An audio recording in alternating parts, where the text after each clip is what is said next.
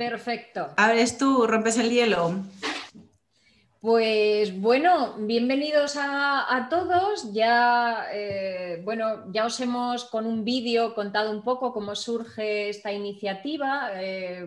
María Teresa y yo por WhatsApp pues hacíamos muchos intercambios de ideas, de cosas. ¿Tú qué opinas de esto? ¿Tú qué has estudiado de esto?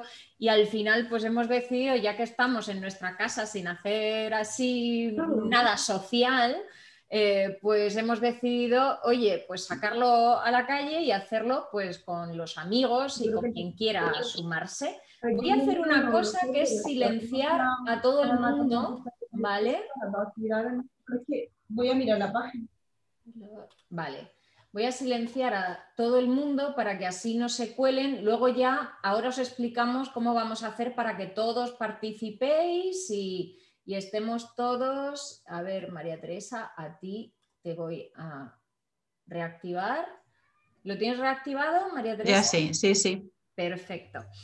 Entonces, surge así la idea y bueno, pues queremos una hora en la que, bueno, pues conversar, charlar, dar un poco, y lo que voy a hacer es presentar a mi compañera, a María Teresa, con la que hemos urdido este plan para cazaros los jueves por la tarde y para, bueno, compartir, charlar y, bueno, pues un poco analizar cosas de Granada, de sus monumentos, de sus edificios, de su patrimonio histórico-cultural y, bueno, disfrutar juntos con lo que nos gusta, ¿no? Que es la cultura y Granada.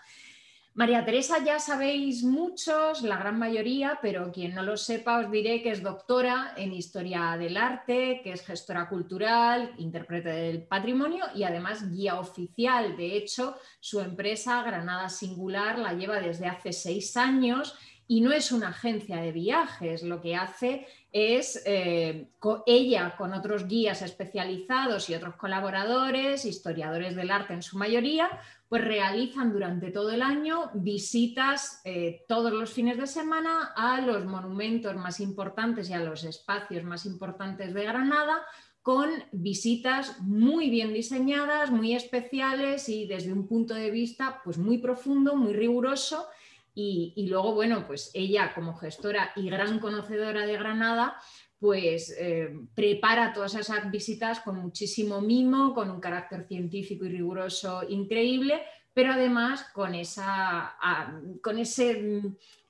amor que ella le pone y además con ese tono ameno, divertido, con el que, bueno, pues nos caza siempre. Ya tenéis, bueno, en su página web Granada Singular lo vais a poder ver y bueno, pues es con quien me he embarcado en esta aventura.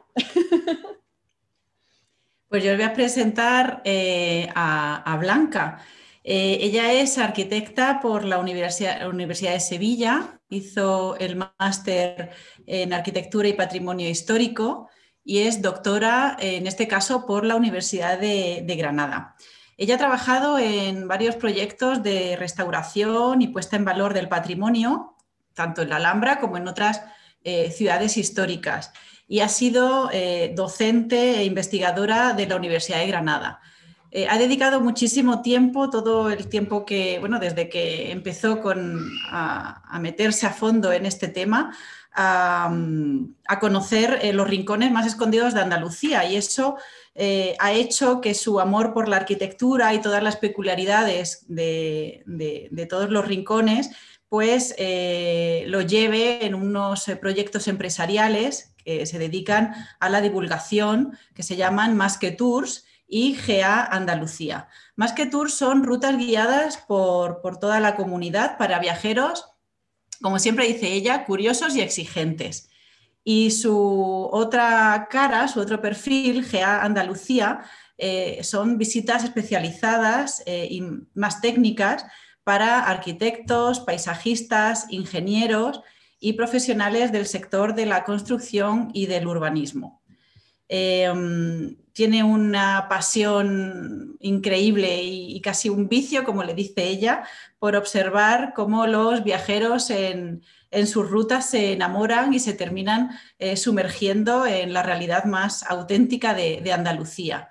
Así que también podéis conocer su labor en su página web, en masquetours.com, en gaandalucía.com, y también tiene sus redes de Facebook, de Instagram, Como y tú bueno, también. Sí. ahí también podéis conocer esa labor.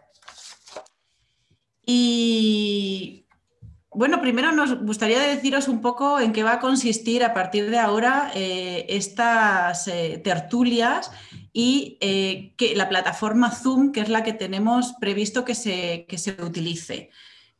Habéis visto que es muy sencillo, que os mandamos el enlace, que vosotros pincháis en el enlace y a partir de ahí la anfitriona, en este caso es Blanca, os va a ir dando los accesos.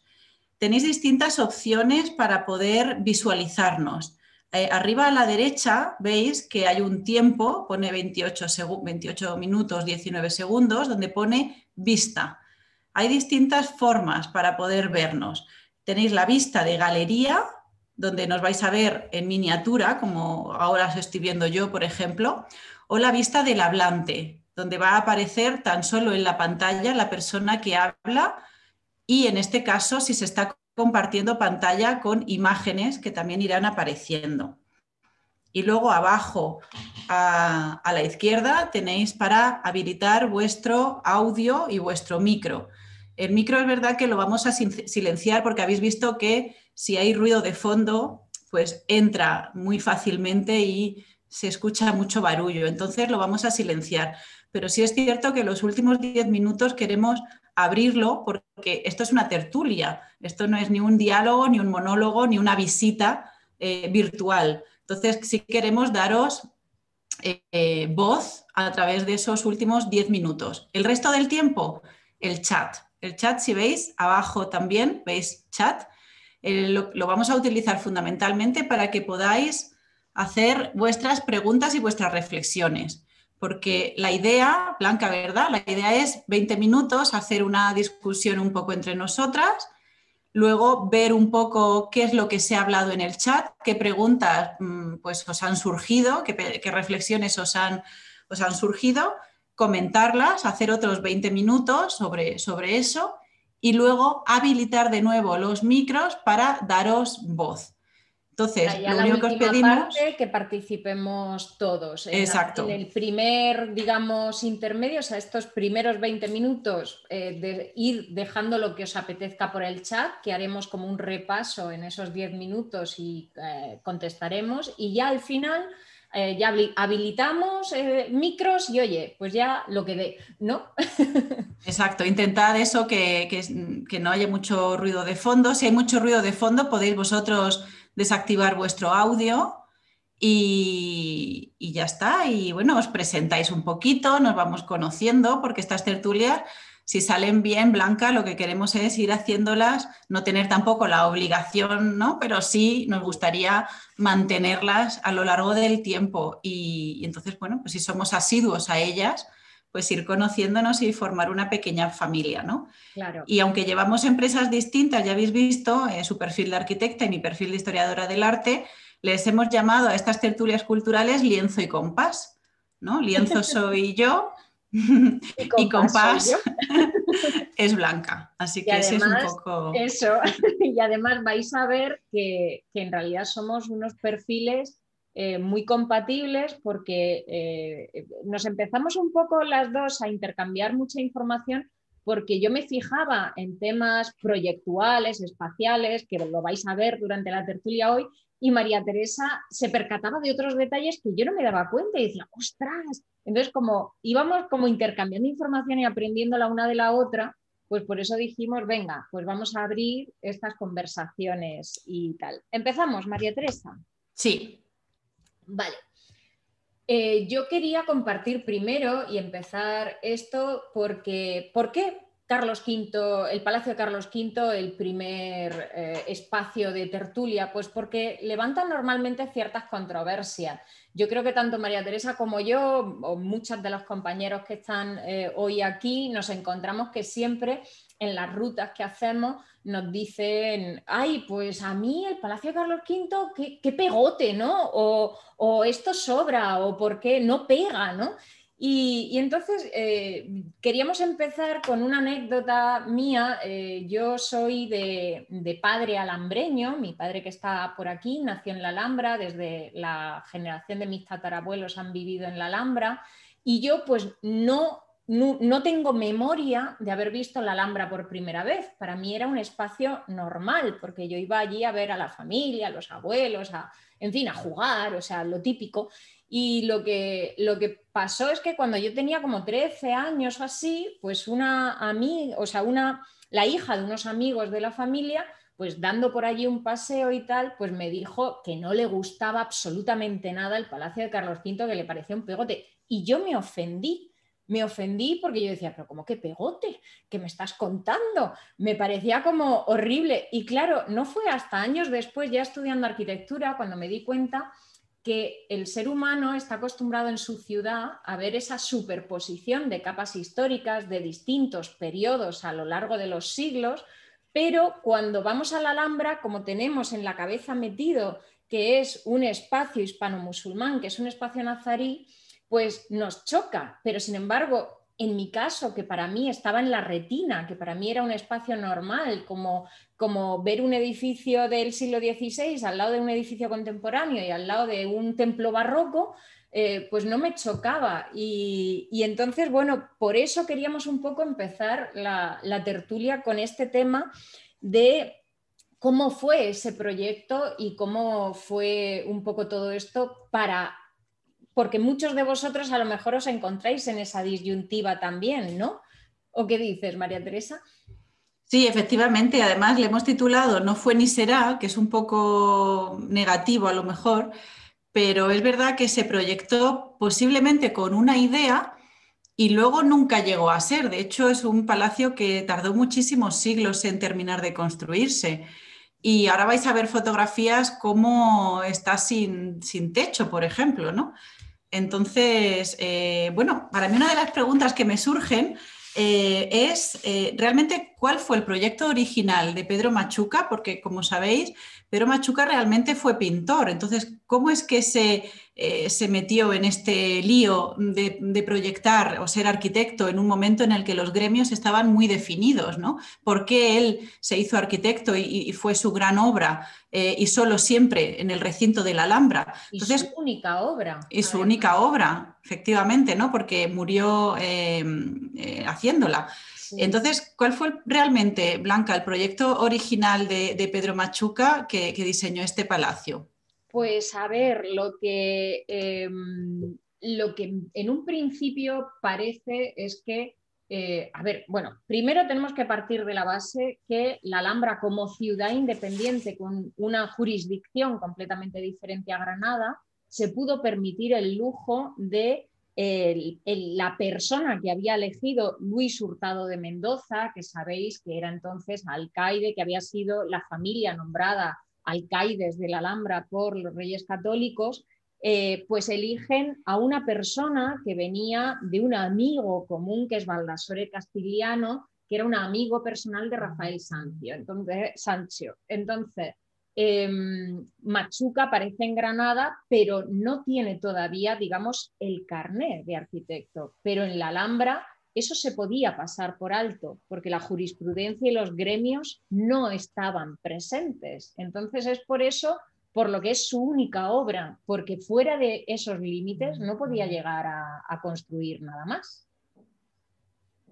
Pues fijaros ahora que vamos a compartiros una fotografía, porque no sé si muchos de vosotros sabéis que se proyectó con dos plazas, con una plaza de armas más grande y otra un poquito más pequeña. Es decir, que el Palacio de Carlos V tenía en su frente sur una pequeña plaza de armas porticada y en su frente norte, en el que daba hacia la fachada del emperador, la fachada principal, tenía otra pequeña plaza de armas, ahí lo podéis ver.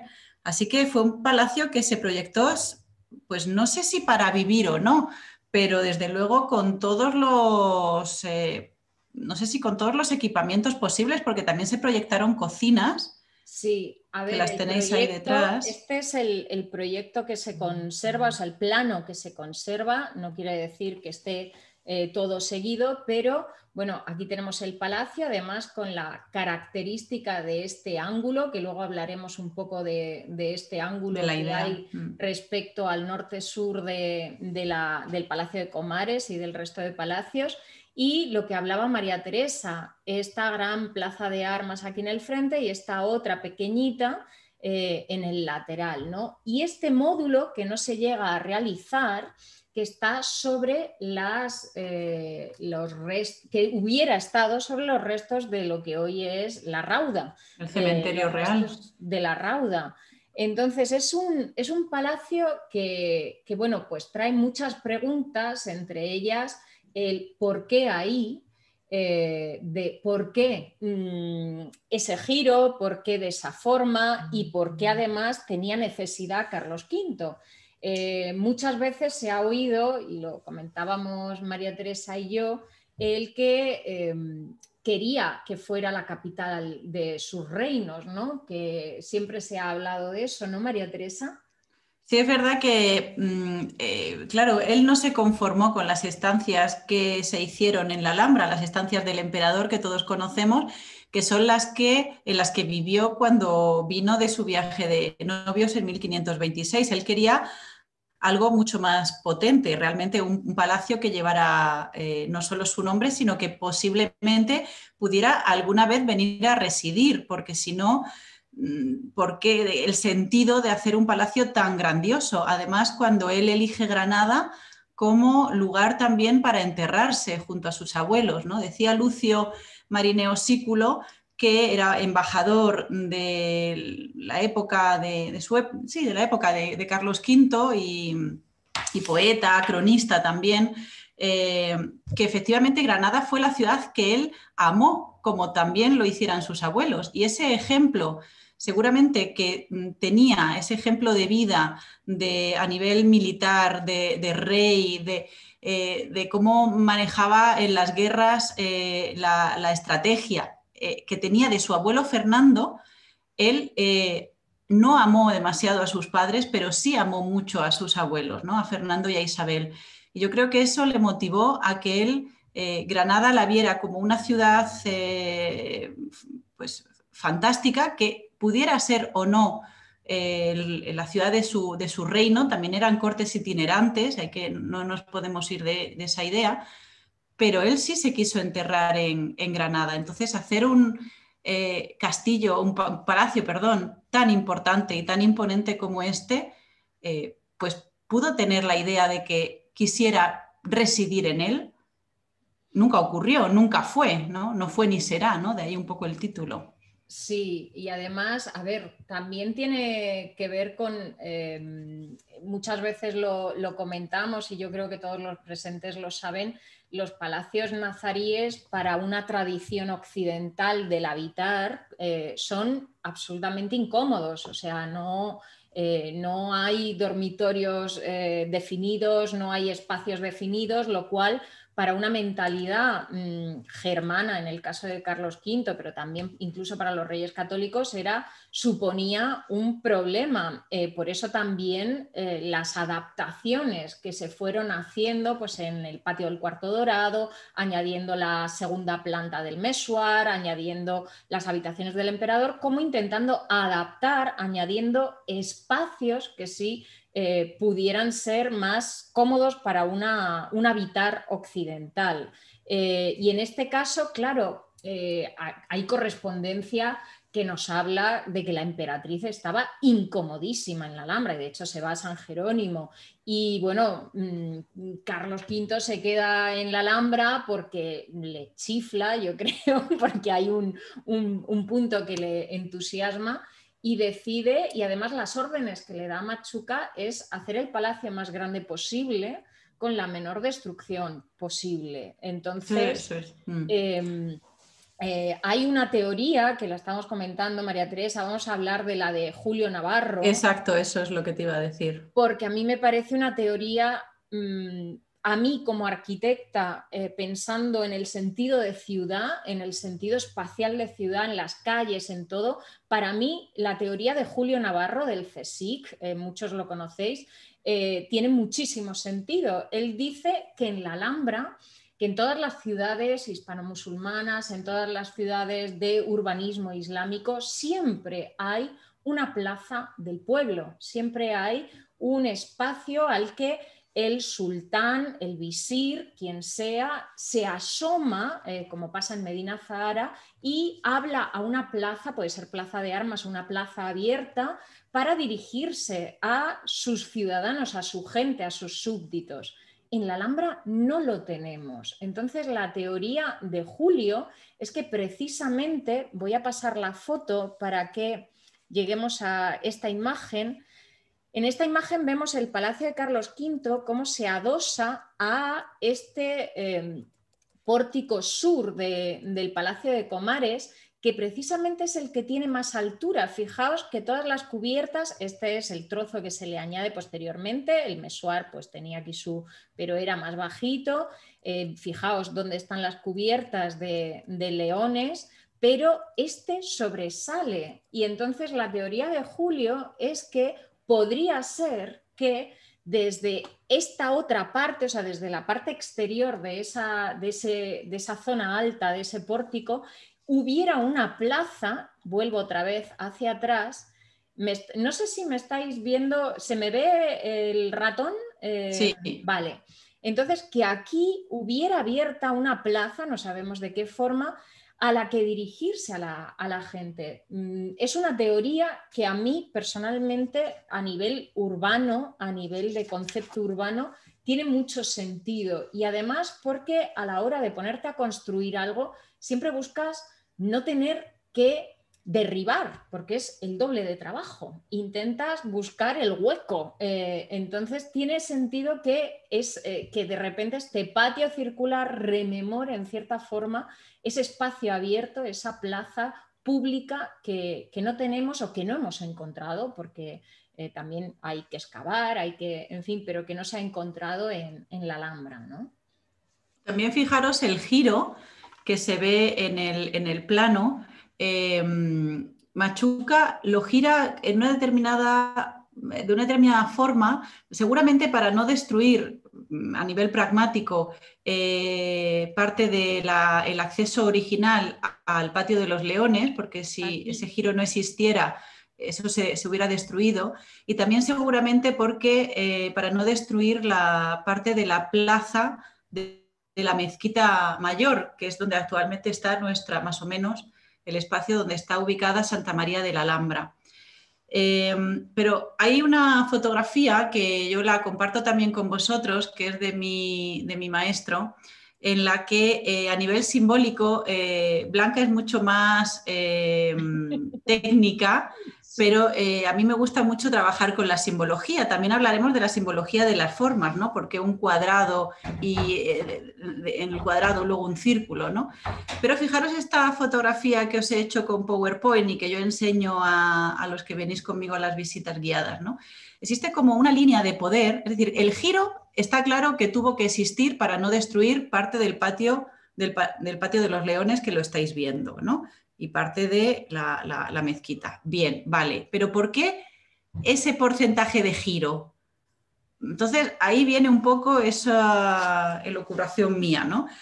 ¿Pudiera esa línea que tenéis ahí roja, que es una línea invisible, es una línea que se crea de poder entre la Torre de Comares, que es el espacio, la torre civil más importante de la Alhambra, el Salón de Embajadores, el Salón del Trono, hecha por Yusuf I y luego utilizada por el resto de los sultanes a principios del siglo XIV, luego hecha por los sultanes, ¿no? Utilizada como vivienda, como Salón del Trono, donde se firman las capitulaciones ese 24 de noviembre de 1491, es decir, ese sitio importante.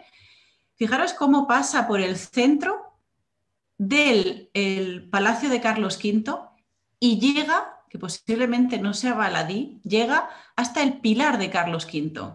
Abajo tenemos la Puerta de la Justicia, fijaros donde está marcando ahora Blanca, ahí tenemos ese baluarte que abraza la Puerta de la Justicia y ahí está el Pilar de Carlos V. Es decir, que son tres espacios monumentales, pero está en línea recta, una línea invisible, una línea de poder simbólica. ¿pudiera ser que lo girara de esa manera y no girara más o menos para crearlo, para crear esa línea de poder entre los sultanes de la Alhambra y el propio emperador? Bueno, y en esta dejo conversación esa reflexión. que me contaba María Teresa, yo le comenté una visita que hicimos con el profesor Policarpo, historiador del arte, y Álvaro Martínez Sevilla, matemático, informático, que habían estado analizando los relieves de la fachada, de precisamente esta fachada de este lateral, y encontraron que en la bola del mundo, que de esto hablaremos ya en la segunda parte de este programa, ellos intuyeron y empezaron a encontrar y lanzaron que este eje, el eje este-oeste, en vez de señalar pues, hacia la Meca, como señalan ciertos oratorios más o menos, por lo visto ellos dicen, y creo que ya habrán publicado el artículo que estaban preparando, que está girado para mirar hacia Jerusalén.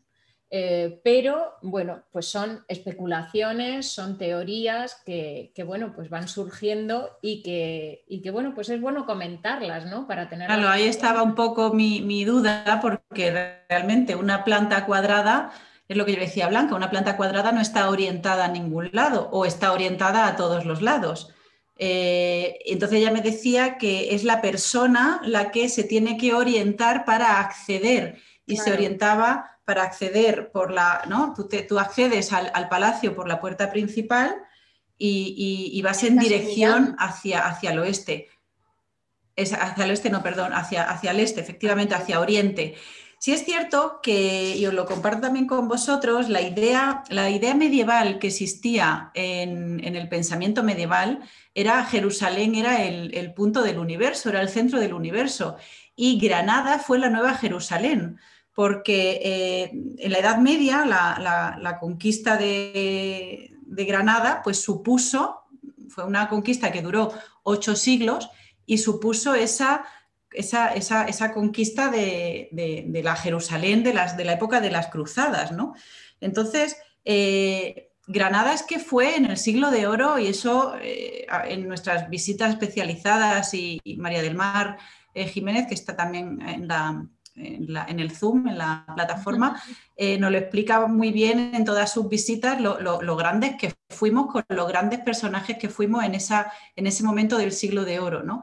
Granada fue el ombligo del mundo. Y sí es cierto que durante un tiempo fuimos esa nueva Jerusalén, ¿no? Entonces, bueno, en la Edad Moderna, ¿no?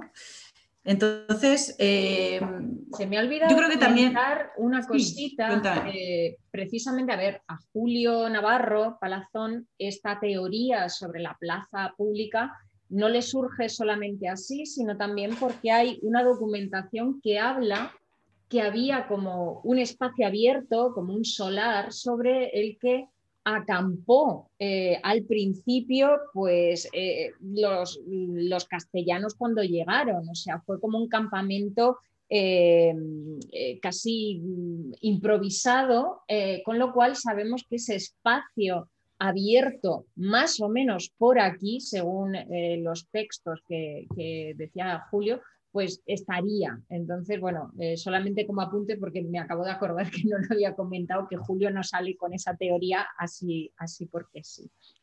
Bueno, entonces, ¿realmente qué pensáis un poco vosotros sobre que Granada pueda ser o pudiera estar en el pensamiento de ciudad imperial, o ese pensamiento de convertir Granada en el centro de todos sus reinos? Voy a ver el chat que vosotros. Si hay una pregunta de José Antonio, que la he tomado nota, y además es una cosa que habíamos hablado nosotros, y que a mí sí me gustaría contestarle, a ver si me compra la interpretación. Es cierto que habla de la cripta, ¿no? Si puedes señalar la cripta, que tiene aquí una forma octogonal. Yo sigo opinando la simbología de las formas. El cuadrado es la tierra, los puntos cardinales, el norte, sur, este, oeste, igual que el círculo es el infinito, es Dios, ¿no? El número 8, el octógono, es el número perfecto. Entonces, igual que en Comares tenemos el cupulín que representa a Alá en un octógono, bueno, pues aquí se representa una cripta también, que en la parte de arriba está la capilla y en la parte de abajo queda la cripta. Entonces me pregunta José Antonio, nos pregunta que si existía ya la capilla real, ¿por qué se proyecta una cripta en este palacio? A ver, la capilla real estaba únicamente para Isabel y para Fernando. Sí es cierto que luego se meten los cuerpos y se hacen los sepulcros más adelante de Felipe y de Juana, ¿no? y de Miguel. Pero la capilla real era una capilla junto a la catedral, en ese momento Santa María de la O, que es nuestra actual iglesia del Sagrario, y cuando él decide enterrarse en Granada, él quiere enterrarse en la Catedral de Granada.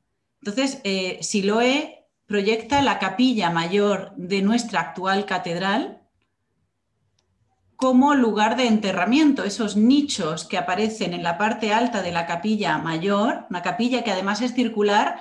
Ya haremos una visita o una tertulia también a la catedral, porque también lo merece, pero esa capilla que es totalmente circular, los nichos que quedaban en el primer piso, que ahora hay unos cuadros con doctores de la iglesia y otros, eso eran los espacios donde iban a estar metidos los ataúdes, ¿no?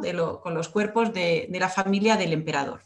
Entonces, si él proyecta en la catedral como lugar de enterramiento, la cripta pudiera ser un lugar para que se enterraran también familiares no tan directos, no tan importantes de la familia imperial, y también como un espacio para guardar reliquias.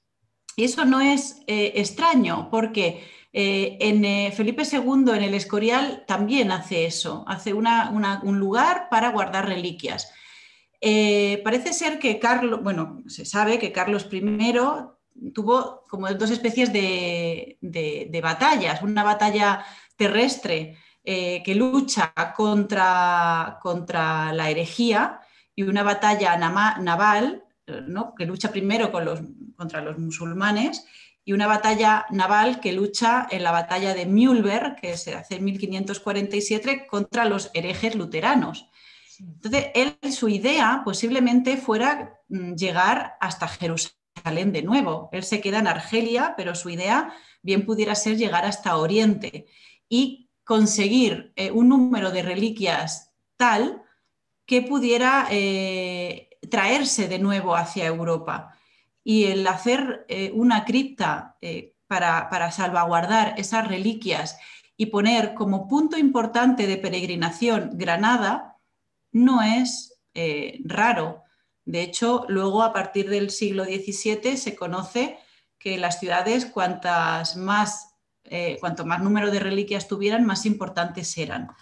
Entonces, todo esto si realmente la cripta era una cripta, claro, porque Blanca piensa que a lo mejor no fue una cripta.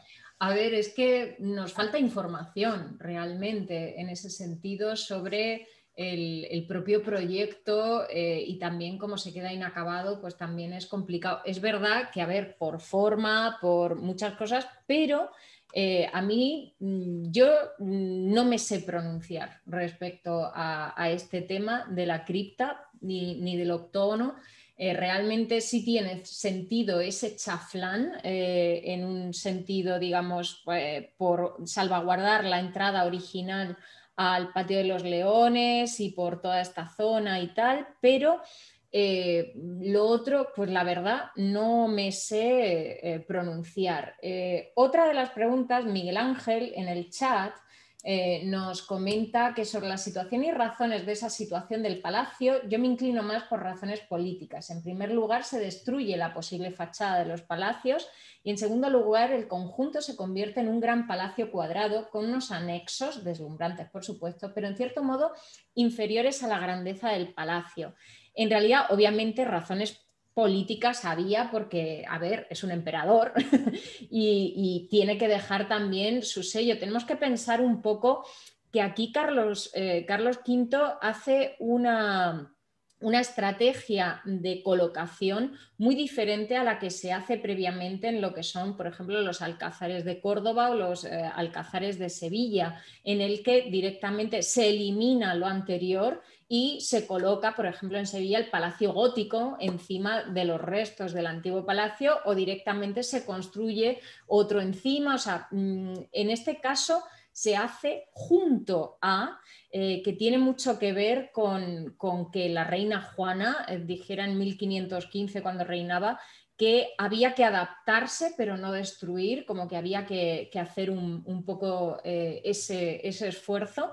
Y luego, por otro lado, la fachada, la posible fachada de los palacios, tenemos que pensar que los palacios que nosotros ahora tenemos la sensación y la percepción de que están unidos, no lo estaban tantos, eran palacios también independientes. Entonces, y las fachadas habitualmente, las fachadas son prácticamente en lo que es la arquitectura hispano-musulmana, y si la extendemos a todo lo que es la arquitectura árabe, prácticamente sucintas, sutiles. O sea, no hay unas grandes fachadas como las que podemos nosotros en Occidente tener siempre en mente. Claro, yo creo que hay que diferenciar posiblemente, ¿no?, entre fachada y portada. Sí. Ellos tenían fachada, pero el concepto Exacto. musulmán no había portada. Sí es cierto que, por ejemplo, si nos vamos a la fachada y tenemos en mente, ahora cambiaremos también de foto, ¿no?, pero si tenemos en mente la fachada de Comares, daros cuenta que es una fachada de un palacio magnífico, pero en un patio interior. Es decir, ellos, ese punto de exhibirse era bastante distinto al castellano. Dice Jorge, fue trasladada la fachada de Comares a su situación actual por Machuca. Antes no era la puerta principal de los palacios. No, esa fachada siempre estuvo ahí. No, eso, o sea, esa fachada que nosotros llamamos ahora la fachada de Comares en el patio del Cuarto Dorado siempre estuvo siempre ahí. Estuvo ahí. O sea, eso. Y José Antonio Palma, ¿la estás leyendo, María Teresa? Sí. Léelo. Dice, Granada como centro del imperio, eje vertebrador entre Europa del Norte y América. Por eso pensaba que Granada sería equidistante a los territorios. Es que el centro del imperio, en una época en la que siempre la capitalidad, por llamarlo de alguna forma, era itinerante, es imposible de hablar. De hecho, tenemos que pensar que Carlos V viene aquí 6 meses y no vuelve. Con lo que, en fin, hay una foto aquí que voy a intentar descargar. A ver, aquí, un momentín.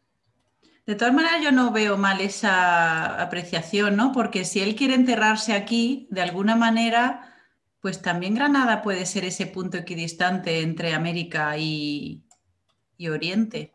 Yo es que quiero imaginarme que Granada tuvo esa idea, es que fuimos muy importantes. Yo soy un poco... Tú eres más escéptica, tú eres menos romántica. Sí, la verdad que sí. A ver, nos está enseñando... A ver si consigo... Vamos a ver luego también en la segunda parte que hagamos, porque fijaros, el Palacio de Carlos V da para mucho. Ahora abrimos los micrófonos también a ver qué nos aportáis vosotros. Nos estaba diciendo Alcotán que nos ha puesto una foto que no sé por qué no me deja renombrar para compartirla con vosotros. A ver si consigo... dice, si la foto se ve, se diferencian las dos fachadas. Claro, es que ese espacio intermedio que se deja entre lo que es Comares y Carlos V es un espacio como de casi bisagra, pero tampoco sabemos para qué se iba a utilizar en cierta forma. Casi parece como un espacio en cierta forma residual, pero no se encuentran restos de fachada. Lo que estamos a ver. Fíjate, dice Alberto sí. que le faltaba a Granada, él es de Málaga, ¿no? Dice que le faltaba a Granada el puerto. Es que justamente Málaga sería el puerto. Y luego había otra que creo que decía Dice Jorge, no, dice Jorge Pérez lo de si Granada eso. fue ciudad imperial. Es que no lo fue. A ver, nunca lo fue. El pensamiento, ahora no, Rosenthal no habla de que No, todo lo tuviera ese contrario. pensamiento, El pero mejor libro que tiene el Carlos V hasta que no se haga una revisión es el de constructiva, es Rosenthal. de Rosendahl, y él dice que bajo ningún concepto, en ningún momento se llega a pensar Granada como ciudad imperial. Pero sí podía ser, enterramiento imperial. Lo que pasa es que Felipe Claro, II se los llevó al Escorial. claro. Entonces sí que hubiera sido, fijaros lo importante que hubiera sido Granada si estuviera aquí enterrada la familia imperial, nada más que con Isabel y con Carlos, y los abuelos con Felipe y Juana. O sea, Claro, que ¿no? Hubiera sido el centro del universo. sí, sí, sí. En Qué ese pena, Felipe sentido, II eh, ahí se equivocó. vale, a ver, dice Antonio Miguel, no creo que tuviese la intención de convertir Granada en capital de su reino, creo más bien que su intención era convertir a Granada en un lugar de referencia y como tal la tenía que dotar de elementos exactamente, o sea, tiene un programa urbano a Efectivamente, es un nivel programa político ideológico. muy político, muy ideológico y un programa urbano súper potente en Granada. Y se adivina desde la puerta de Gómez, la puerta de las Granadas, cómo de repente le da el giro de que catedral gótica fuera, nos vamos a una catedral de estilo italiano en su momento y bueno, pues le empieza a cambiar un poco, tiene un programa urbano muy, muy potente en ese sentido. Además, eso queda muy bien reflejado, ya lo veremos en la segunda parte, en la decoración, porque, por ejemplo, el uso del bucráneo, que no sé si recordáis en el interior del Palacio de Carlos V, en ese friso que separa el primer piso del segundo, que es totalmente renacentista, ¿no? Nos recuerda a ese estilo griego de triglifos y metopas, ¿no? Pues aparece el bucráneo, que es la cara del toro, la parte ósea. Y justamente es un símbolo súper varonil, súper masculino, y el hueso como del toro como lo que permanece, la piedra, ¿no? El hueso, la piedra es lo que siempre permanece. Entonces, ese programa político ideológico, y de hecho es el único palacio que lleva su nombre, porque él utilizó en Sevilla el Palacio de Pedro I, el resto de los palacios en el resto de España y el único que lleva su nombre, y por eso nosotros hoy estamos hablando de Carlos V, es el Palacio de Granada. Entonces, y arquitectónicamente lo que proyecta Machuca, ¿no? De esa media, no sé cómo se llama, esa bóveda de cuña, ¿no? Esa bóveda de cuña a tres vertientes, ¿no? Sí, A sí. ver si hay otra fotografía que podamos comentar sobre Y ella vamos y a así ir cambiamos un pasando también poco para ver, y bueno, vamos a ir. esto es un poco más en detalle, precisamente todo lo que iba a ser la plaza de armas y esta zona. Fijaros cómo esa segunda, vuelvo a la anterior, esa pequeña plaza de armas frente a la portada de la Emperatriz, como decía muy bien antes Blanca, ¿no recuerda un poco a la misma planta de la Torre de Comares? Sí, fijaos, o sea, al Fíjate final qué cosa tan una curiosa. cuba, obviamente simplemente en planta, o sea, esto iba a ser o sea, iba a ser como una plaza porticada, no iba a tener absolutamente nada que ver, pero a mí me hacía gracia al ver este plano, como de repente ver aquí como una cuba, ¿no? Y de repente tener aquí esta otra cuba, que sé que no tiene nada que ver, pero visualmente, que los arquitectos siempre vamos con el tema de leyendo los planos, a mí me hacía gracia como ese paralelismo. Vamos a pasar también porque, bueno, tenemos una serie de fotos que la verdad que son preciosas porque creo que esta, ¿verdad, María Teresa? Es impresionante. Fíjate, sin el techo que termina Balbás en los años 20. Y Fijaros la cubierta de la Torre de Comares, la cubierta a cuatro aguas. y luego, bueno, pues ya tiene Balbás excavado La alberca del el Partal. albercón del Partal Bajo, en fin, o sea, podemos ver un poco todo, pues cómo estaba, ¿no? Toda Este es la el zona. esqueleto. Y esta es... Imaginaos en las plazas de armas porticadas como la plaza de Salamanca.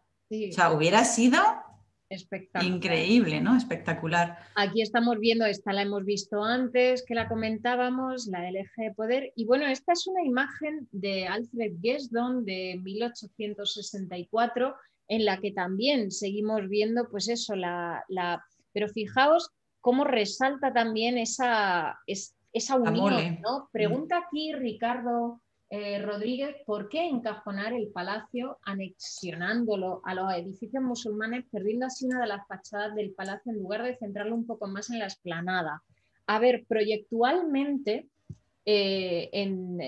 Carlos V lo que le encarga a Machuca es que el nuevo palacio sea como ese atrio de entrada a los otros palacios, como ese espacio que recibe y que conduce a los palacios, a la Casa Real Vieja, ¿no? Como la llamaban. Entonces, en realidad, a ver un momento que paso otra vez aquí, en realidad, claro, lo que hace es pegarlo para poder acceder. Fijaos que esta es la zona actualmente que tiene de acceso, que además está en el proyecto para acceder desde aquí al propio jardín, al propio patio de Comares desde este eje. Entonces, la entrada a los palacios nazaríes era importante porque estaba a eje, no Claro. estaba en una esquinita teniendo que bajar, no, era una de las bajadas a eje. Además, fíjate que si nosotros nos vamos a cualquier palacio italiano, todos los palacios italianos tienen un jardín. En cambio, no proyecta Machuca un jardín porque va a utilizar los jardines de la Alhambra, y entre ellos, al que primero le va a dar, que le va a encantar, yo creo, la idea a Carlos, al emperador, es a Carlos, ¿no? Ya hablamos de él como si fuera de la familia, es el propio jardín de Comares. Entonces, imaginaos lo que es bajar por una escalera hacia la zona de la cripta, no llegar a entrar en la cripta y poder meterse y tener todo un jardín, en vez de italiano o a la italiana, pues un jardín musulmán, ¿no? Era súper fantástica esa idea, ¿no? Seguramente. Esta bajada me parece, siempre explico que yo me intento imaginarme al pillo de Carlos V diciéndole a Machuca, imagínate aquí en este, a ver, estoy de coña, por favor, estoy con una broma, pero entendedme un poco la situación, que de repente, claro, es un patio que es como una plaza imperial impresionante, tenemos que imaginárnosla pues engalanada por completo, y que aquí se hicieran las recepciones de embajadores, de otros reyes, de tal, y de repente el pillo de Carlos V que dice, oye, vente, que te voy a enseñar una cosa. Y de repente empiezan a bajar aquí unas escaleras que baja a un sitio más oscuro, que no se sabe a dónde llega, y ¡tachán! De repente aparece el patio de Comares. O sea, ese elemento sorpresa a mí me parece proyectualmente, desde el punto de vista de la arquitectura, maravilloso. Es que no puede ser más interesante desde mi punto de vista. Fíjate, nos dice José Antonio, si queréis, ya quedan 10 minutitos, podemos abrir los micros, pues sí, venga, y con tranquilidad lo vamos. Pero fíjate, dice José Antonio, nunca lo había pensado, ¿no? Que las columnas tienen un gránulo muy vasto y se extraña de que estuvieran hechas de ese material, ¿no? Del turro, ¿no? ¿Por qué?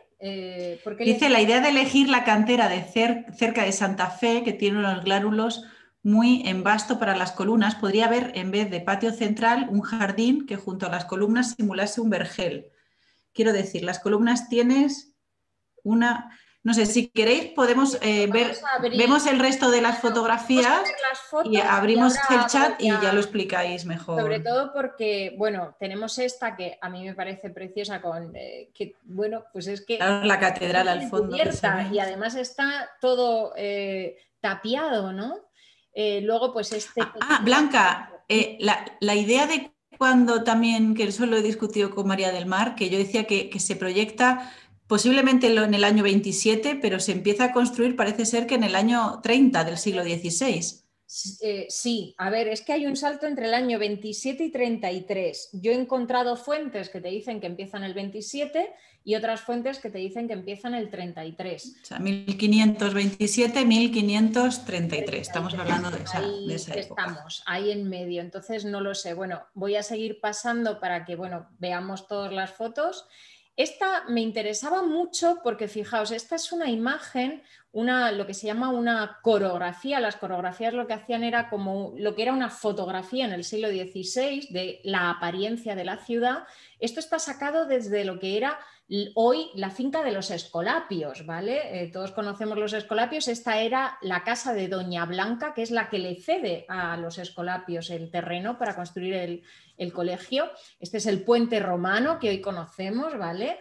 Y esta es pues todo el perfil fijaos, de la colina de la Alhambra.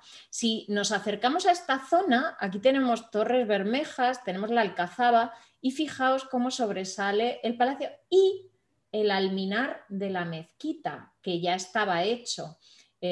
Torreón de la iglesia, ya declarada obviamente iglesia desde 1492. Era una imagen que me parecía bonita sacar aquí porque es muy desconocida. Yo soy el autor es Anton van den Wingaerde, que yo soy una loca de Wingaerde. Es uno de mis amores platónicos, que lo sepáis. Como Rosenthal. Como Rosenthal también. No he querido buscar nunca ninguna fotografía de Rosenthal porque no quiero saber si era guapo o feo. A mí me parece maravilloso y es uno de mis amores platónicos. Y luego, bueno, esto es de la plataforma de Vico, para que veamos también un poco cómo estaban los pozos del aljibe, de la plaza de los Aljibes. Y luego estas fotos maravillosas en las que, bueno, pues se ve ese armazón, ¿no? Y lo que decía José Antonio de ese gránulo de la piedra pudinga, en fin, que es también maravilloso.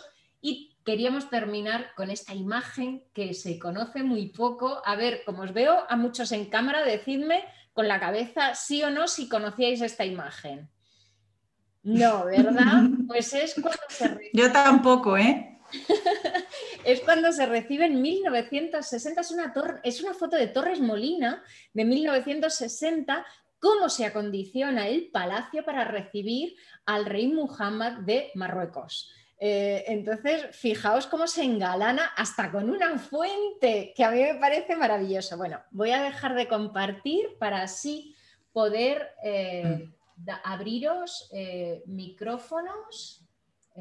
Permitir reactiven, vale, acabo de darle, quien quiera reactivar su micro puede darle y así bueno, pues se presenta un poquito, que lo conozcamos y a ver, contarnos qué reflexiones tenéis. Hola, José Antonio.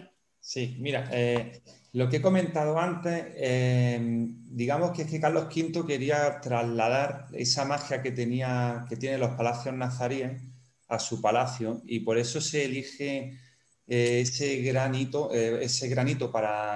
o gránulo para las columnas, y que había una idea que era eso, el convertir el patio en un jardín que recordase a esos patios nazaríes. En la correspondencia entre Machuca y Carlos V no aparece ninguna mención a jardín.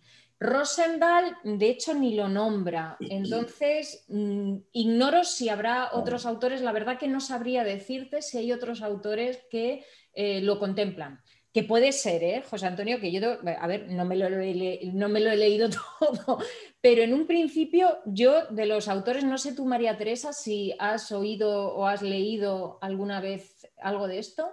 No, tampoco he leído sobre eso, pero sería interesante investigarlo y exponerlo en otras tertulias, claro. El tema, por ejemplo, del dejamos abierto. De piedra es muy interesante porque es una piedra que además se utiliza durante el 16 y parte del 17 en construcción, mucho en Granada, porque le da, o sea, pensemos que el Renacimiento tiene también ese estilo como pétreo, duro, fuerte, pesado, y es una piedra... De permanencia. Claro, y es una piedra con ese gránulo, como comentabas, que es tan potente a la vista que realmente no le puede dar más pesadez al edificio, o sea, es que es contundente, es rotundo. Entonces, yo creo que, o sea, ya desde el punto de vista de arquitecta, yo personalmente, haciendo un proyecto así, yo hubiera elegido esa piedra por su estética, o sea, porque le da además a todo el patio, cuando lo estás visitando, ese punto tan pétreo, tan fuerte, que a mí me parece que proyectualmente cuadra mucho con la intención del propio... Además se contrapone mucho con las columnas de mármol de los palacios Claro, también. Entonces, hay, bueno, si hay ya un tenías lo punto... otro, De pues hecho, un es que punto sí, duro. es como un contrapunto muy interesante porque los palacios tienen ese punto como Más etéreo, como delicado. fantasioso, ¿no? Con ese punto de fantasía y de repente tienes Esa mole. esa piedra, ¿no? Esa rotundidad, que es, a mí es que ese contrapunto me emociona mucho. Jorge está levantando la Jorge mano. Pérez. Sí, no, yo quiero hacer, o sea, a mí uno de los temas más fascinantes del Palacio es precisamente esa ubicación esquinada que tiene. Sí. Entonces, yo me he preguntado muchas veces el por qué. Vosotros habéis dado una explicación, pero yo he encontrado otra explicación que he leído, no recuerdo dónde, pero que he leído, y es que cuando se estaba diseñando el palacio, para que tuviera la ortogonalidad, para que fuera perfectamente perpendicular a los palacios nazaríes, tenía que tocarse la antigua iglesia de Santa María, tenía que tocarse los cementerios de la Rauda que había ahí, y tenían que tocarse también unas tumbas de unos franciscanos que fueron torturados y que parece que estaban allí. Entonces el Machuca y el conde de Tendilla pidió permiso al obispado de Granada, el cual lo elevó al Papa y el Papa se lo denegó. Con lo cual, la ubicación perpendicular a los palacios no pudo componerse y entonces tuvieron que esquinarlos intentando aprovechar al máximo los espacios para las esplanadas frontales, ¿no? Entonces, es la única explicación que he encontrado, porque Pues realmente es esa verdad que es muy teoría curioso. yo no la conocía, de hecho Rosendahl no la nombra, también puede ser una teoría posterior a todo el estudio en profundidad que hizo Rosendahl. La verdad que no lo sé, esa parte no, que sí es verdad que tiene un sentido y además cuando tú, o sea, haced el ejercicio, coged una planta de la Alhambra y empezad a dibujar, si tú lo haces, digamos, completamente en paralelo y perpendicular a los palacios nazaríes, tocas más y de hecho tendrías que hacerlo más pequeñito para que no afectara también a otras estructuras. Pero sí es cierto que el proyecto que conocemos de Machuca, y esto es una cosa que sí creo que es muy importante señalar, nosotros conocemos ese plano de Machuca, bueno, hay dos planos de Machuca, pero no sabemos si es el proyecto definitivo o no. Es que los arquitectos hacemos continuamente planos y vamos cambiando sobre la marcha. Entonces, puede ser que el que nos ha llegado vivo Claro. no nos contemple el proyecto completo, ni siquiera cuál se pretendía llegar al final. Es verdad que en la segunda parte de Carlos V lo trataremos, en la fachada que da hacia la Rauda, todo ese paramento está desnudo, no está con decoración, está con una piedra diferente, porque ahí va el módulo de cocinas, almacenes y tal, que pisaba literalmente la Rauda. Entonces, y que además en la parte donde supuestamente está hoy Santa María, eso desaparecía hay un espacio en blanco en el plano que nos ha llegado. Entonces, claro, lo que sucede siempre con todo esto, que yo siempre comento, cuando yo hago una visita guiada, siempre digo, esta es la versión a día 26 de noviembre de 2020, porque mañana te aparece una investigación nueva, te tira todo al traste y tienes que cambiar el discurso. Entonces, claro, no podemos especular, podemos basarnos en Claro, no se puede ser tajante. Antonio Pero, Miguel tenía también que había levantado la mano. Hola, Antonio. Buenas noches, Teresa. Buenas noches, Blanca. A ver, yo sobre lo que se está comentando del el tipo de piedra, por ejemplo, se me ocurre, cantera aquí cercana, tenemos las que tenemos, la de Sierra Elvira, sí. esta que habéis comentado de Atarfe, y varias canteras más, pero que lo que tienen era piedra arenisca. La piedra arenisca tiene la característica de que es muy fácil de trabajar y se puede hacer bastantes cosas con ella, pero es muy endeble al tiempo, a la lisiviación, por ejemplo. Entonces, ya que una persona se va a meter en una obra de semejante envergadura, que menos que su obra, por ego propio, ¿no? Porque todos más o menos tenemos, perdure exactamente en el tiempo. Entonces, yo creo que esa podría ser una opción que manejó Carlos V y su artista en aquella época. Muy buen apunte, Antonio, porque es verdad que, a ver, cuando uno hace la elección de materiales, no es solamente, hay como tú lo ves desde el punto de vista, obviamente, de cuánto va a perdurar, esto va a servir, no va a servir, es suficiente, no es suficiente, también con el punto estético, y tienes razón, no lo habíamos comentado, obviamente tiene mucho más sentido toda la parte, digamos, de la columnata, de toda la parte, utilizar esa piedra y luego pasar con una arenisca a otra, o también podía haber utilizado la cantera de Sierra Nevada de ese mármol azul con el que luego se hace las portadas, pero claro... La serpentina. Sí, entonces ¿no? Se podía ver, pero en realidad eligen este y es verdad que es una piedra fantástica, duradera y en ese sentido, digamos estructuralmente, utilizar una arenisca pues como que no, obviamente sí. Muy buen apunte, Antonio Miguel. Y otro apunte que quería hacer, también que ha tocado el tema de por qué el palacio se construyó de esa manera, con esos giros, tal y cual. Entonces, a mí me explicaron en su momento que cuando Carlos V fue a visitar Córdoba y entró en la mezquita y ya estaba hecha la parte de lo que hoy se conoce como catedral, la parte de catedral gótica, aunque a nosotros nos pueda parecer bonita, bueno, estéticamente, según cuentan, a él le pareció horrorosa, porque rompía toda la estética que tenía la mezquita de Córdoba, con en el centro tener una obra de estilo gótico. Entonces, parece ser que este hombre también tenía cierto gusto por la estética, por el arte. Es que estamos hablando de un emperador muy cultivado, ¿eh? Es que además él se educa en nada tiene que ver con Castilla. Castilla es el gótico como elemento regio, pero él venía de una corte totalmente distinta y con aires nuevos. Por supuesto, él cuando viene aquí y ve lo que hay aquí se echa las manos a la cabeza, entre que no sabía el idioma y ve aquí todo el mundo con los cuellos vueltos prácticamente y vestidos de negro.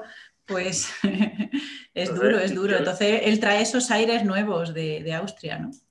Yo creo que también que al descubrir el Granada y de alguna manera enamorarse de la Alhambra, de los palacios que había en la Alhambra, él también intentó a su manera proteger lo más posible las construcciones que de alguna manera le habían legado sus abuelos con la conquista de Granada. Pero es que además su madre, que es lo que ha dicho Blanca, su madre prohibió que se tocara en exceso, ¿no? Recomendaba, digamos, dio una orden de sí, bueno. Adaptar, pero no destruir, o sea, y eso realmente también ayuda mucho. O sea, también hay que quitar esos mitos, ¿no? Que siempre se ha dicho, es que el Palacio de Carlos V destruía, y llegaron y quitaron y no. Bueno, pues tampoco es cierto, se destruyó más en el siglo XVIII y XIX que... Con la Gran Vía. Y en los años... No, en la Alhambra me refiero, en la Alhambra, ¿no? La gente que vivió, los hijos de la Alhambra. Y además tenemos que pensar que nuestro concepto actual de patrimonio y conservación no es el que había en el siglo XVI. Claro. Para ellos, por ejemplo, destruir la cúpula del Messuar y hacer una segunda planta no era destruir. Nosotros hoy nos llevaríamos las manos a la cabeza diciendo nos han quitado 2 bóvedas y una cúpula y dices, ¡qué locura! Pero claro, en esa época lo que pensaban es, bueno, estamos respetando el espacio, nos hemos cargado 3 techos. Bueno, tenemos también que pensar un poco en la mentalidad de la época a la hora de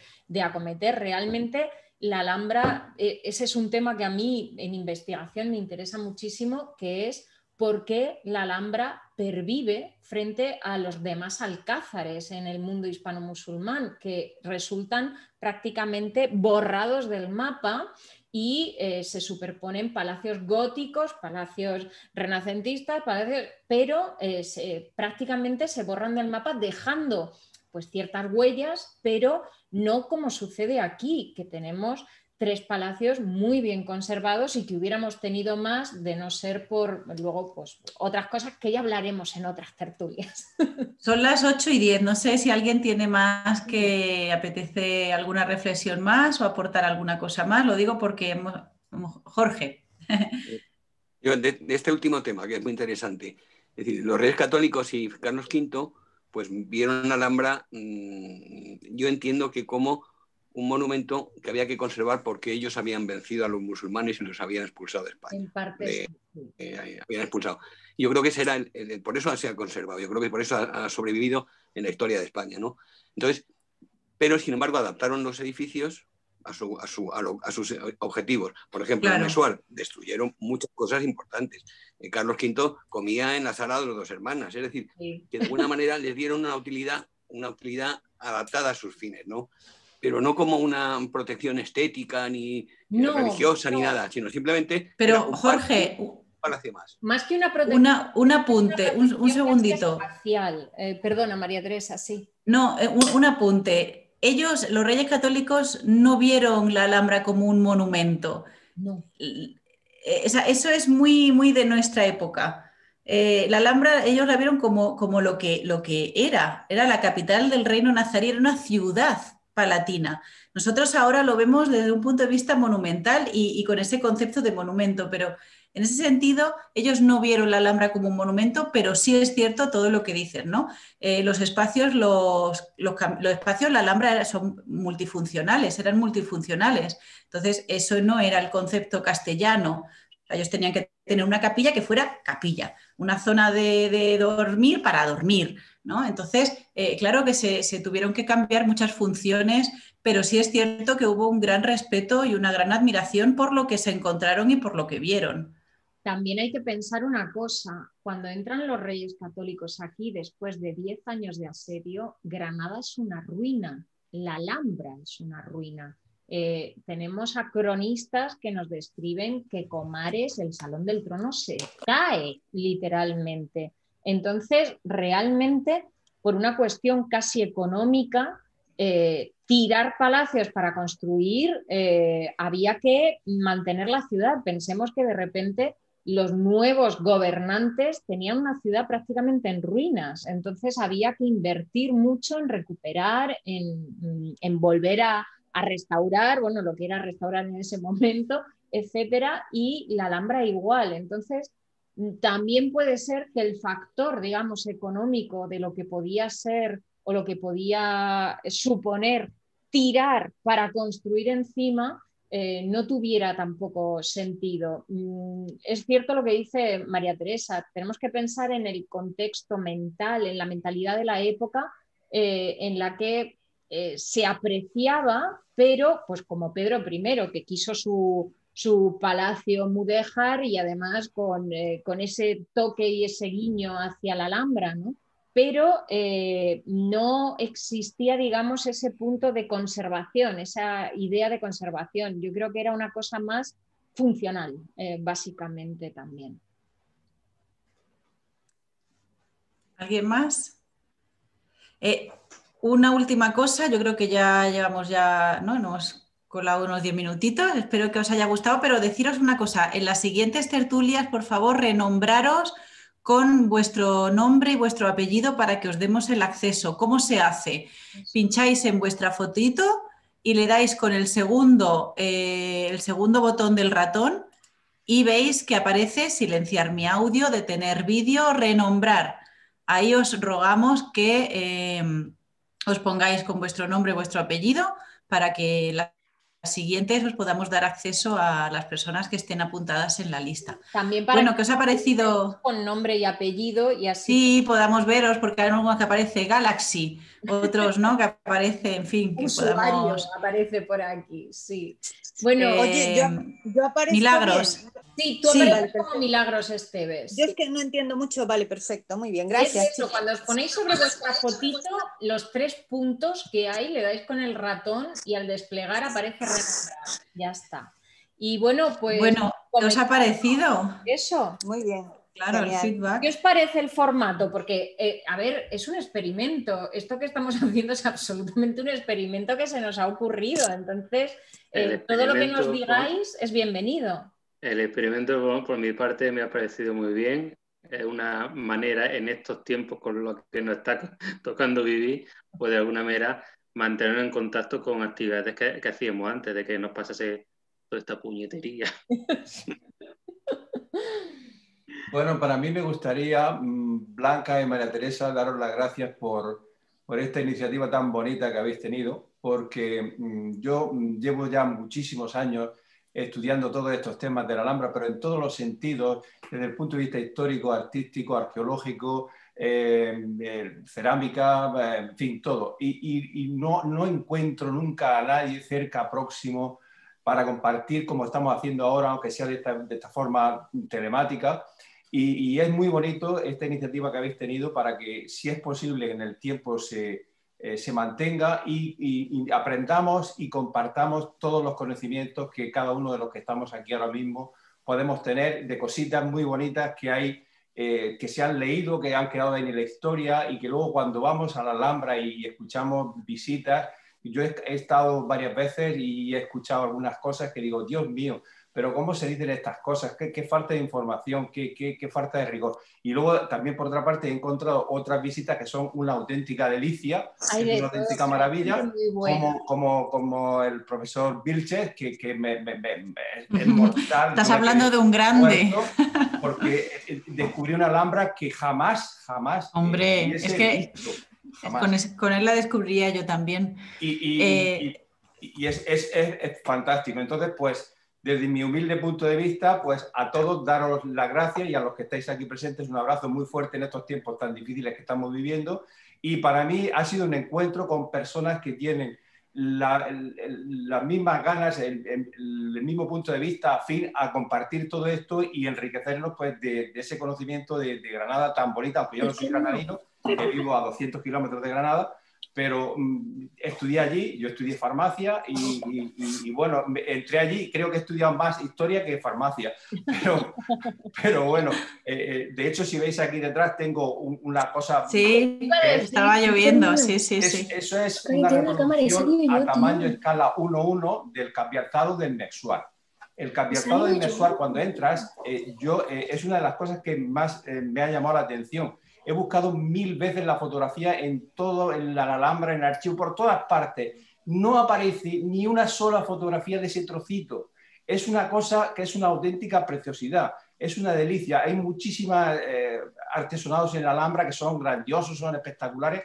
Pero eso, además, últimamente yo estuve el día 1 de noviembre del año pasado y está lamentablemente muy deteriorado. Deberían de poner un poquitín de atención a esa pequeña pieza que es muy pequeña, no es muy grande, pero es una auténtica delicia. Claro, todo el mundo pasa debajo de ella y nadie, o casi nadie, la mira o se da cuenta de ella porque entran directamente al Mexuar, empiezan a ver, en fin, las cúpulas, los azulejos, todo lo que es la estructura del Mexuar y aquello desaparece. Pues es mi pequeño apunte, mi pequeño homenaje, aquí lo tenéis.